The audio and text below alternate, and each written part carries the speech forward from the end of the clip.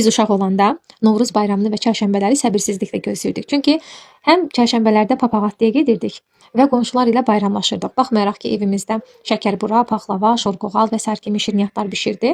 Yenə də qonşudan gələn o payı biz səbirsizliklə gözləyirdik və qonşulara həvəs ilə bayram payı paylayırdıq. İndi təəssüflər olsun ki, həmin adətlər davam etmir. Çünki papaq atmağa gedən uşaqlara evində sanki acından ölən uşaq kimi, yiyəsiz uşaq kimi baxırlar və bayram payı qonşulara verdiyiniz zaman qeyd edirlər ki, bundan məndə var, ehtiyac yoxdur, gətirmə, uşaqlarına yedir dərsən.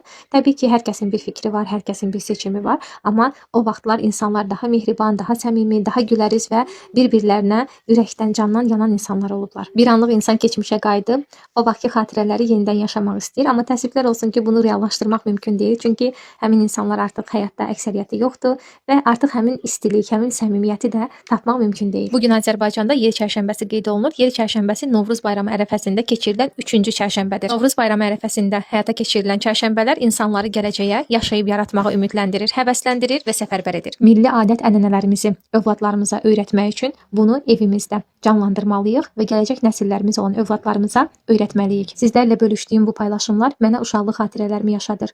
Bu xatirələrimi yaşamağa səbəbkar isə mənim ev sahibəmdir. Çünki onun əşyalarından istifadə edərək bu videoları sizinlə bölüşə bilirəm. Bu haqda isə digər paylaşımlarda daha geniş şəkildə danışacağam. Bugünlük bu qədər. Digər paylaşımları izləmək üçün səhifəmi izləməyə alıb paylaşımı bəyənməyi unutmayın. Yel çərşənbəniz mübarək olsun. Rəbbim qarşımıza gözəl insanlar çıxarsın.